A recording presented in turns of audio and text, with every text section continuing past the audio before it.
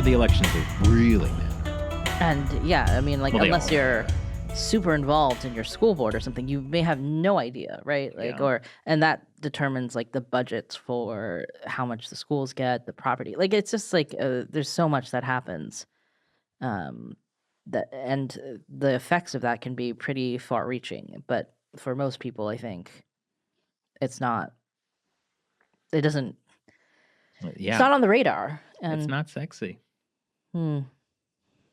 except that one school board election in Fairfax where it turned into like, remember the dad got thrown out of the, like there was Oh, like yeah, 'cause that there was was, like, probably a- the only one that really got Because it touched on national the attention. culture war Yes. with the It did touch on the culture wars, but actually the interesting thing about that school board election is I think it was Matt Taibbi who went and did reporting on it after the fact and found out that the actual issue that had started this whole like culture war thing in the school board was not about boys and girls bathrooms or like any of this kind of stuff. It was actually about the school board wanted to gut the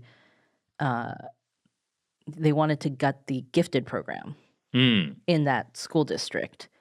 I think partly for like financial reasons, partly for equity reasons. Yeah.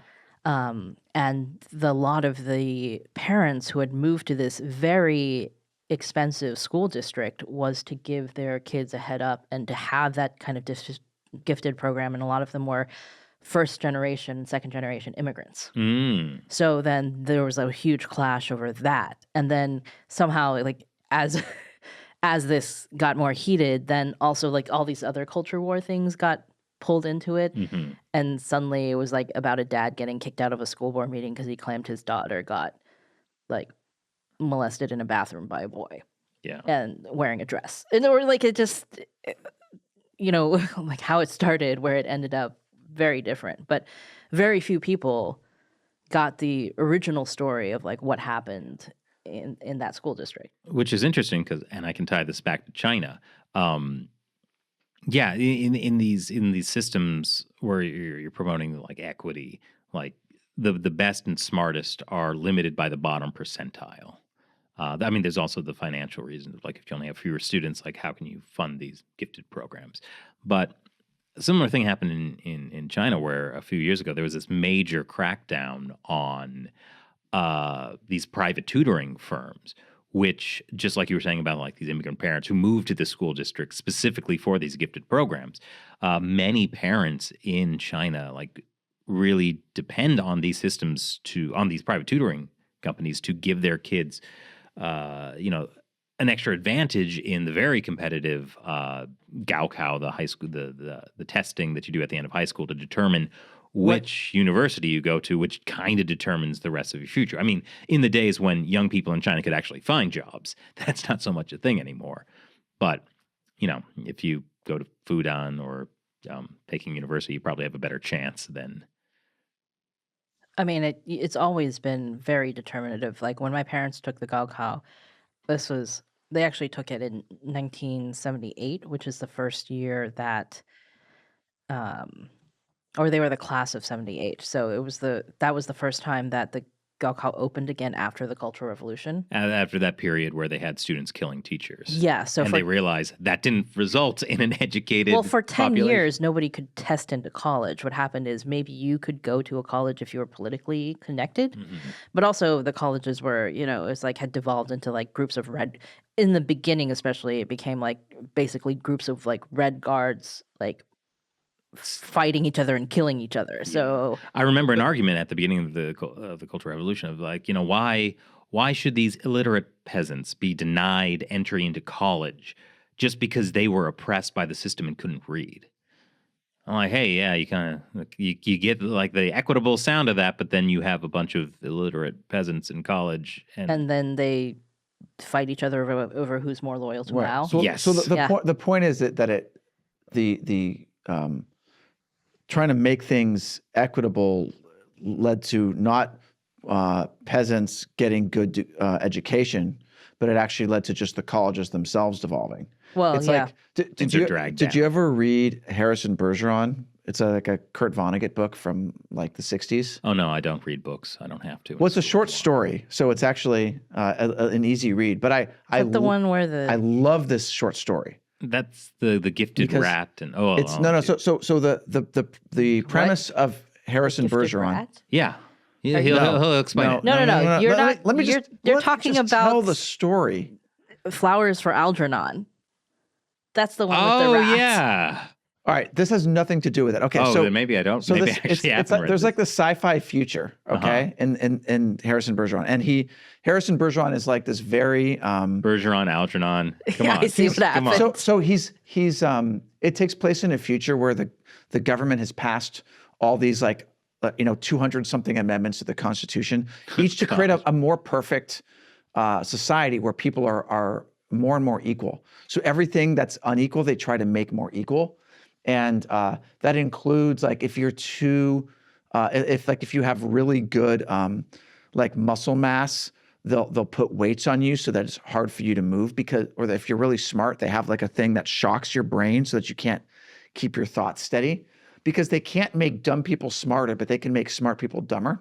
And so Harrison Bergeron is born, and he's like this super incredible, like very muscular, very smart, and they do all these things. He's very handsome. They put like a rubber nose on him, like a brain shocking, the weights on him, like glasses to make his vision worse, like all these things to handicap him in every way possible.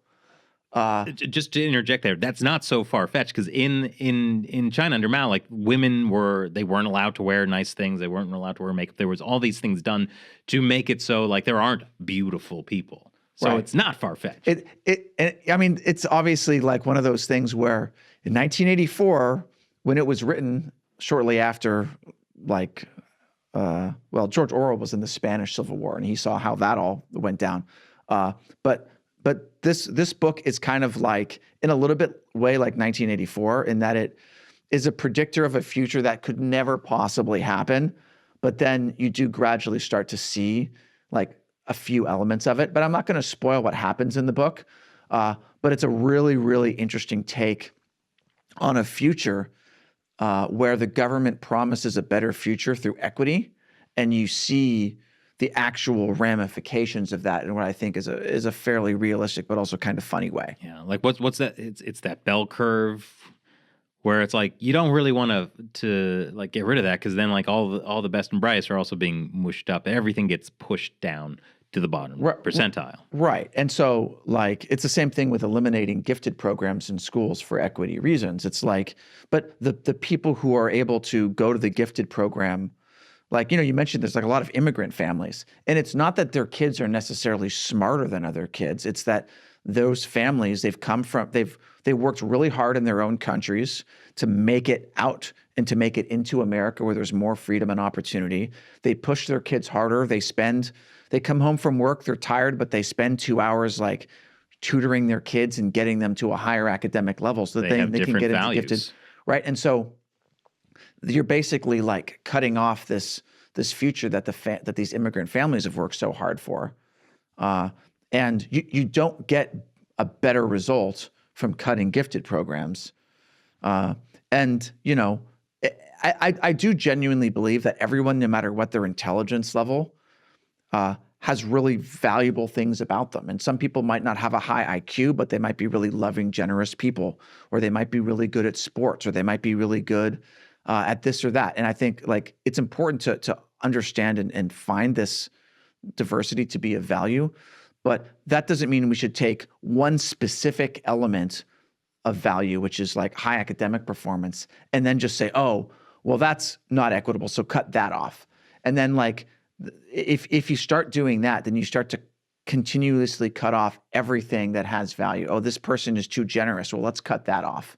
This person is like too good at raising children. Let's cut that. Like, let's send the kids to the state. Like all State-run schools. It sounds crazy, but that's what happens when you start having top-down enforcement of equity in a way that takes the best of the field and brings it down so that things are more equitable. I think it's also what you see in a society like Chinese society under communism is you're not even looking at people anymore because people are cogs in a machine, right? Like they're cogs in the communist system. So like what you're saying almost has this idea of like, well, we want people to feel like they're equal. Like we want people to, but We like want all the cogs in the machine to be the same size, so they're interchangeable parts. or you want to fit them where you want to fit them. And this is why I think it's comical when they're, like kind of American socialists or like, when the revolution happens, I'm going to be able to go make art Or make the art. on my commune The Star or Trek something. promise. Yeah, like it's what happens is you do not get a choice in what your future is going to be, right? Like in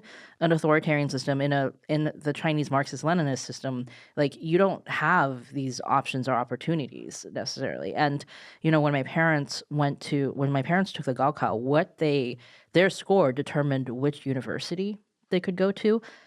Which it still does. But at the time, like my mother tested into a geological university. And it's not that she had no interest in geology, but she had to get a degree in hydrogeology because she got sent That's the to school, a yeah. geological university. Like, it's and the so And- the and idea it wasn't that she performed well on that subject in the Gaokao either. It was just like Her ranking, between yeah. 97.1 and 97.2%, you go to this university. Between 97.3 and 97.4, you go to this university. And yeah, and frankly, she was lucky to get into university because that was the first time it was open in 10 years. So anybody who got into university that year, like you were competing against people for like 10 years of Gaokaos, had right? not been able to go. So my mom said the youngest person in her class was 16 and the oldest was 50.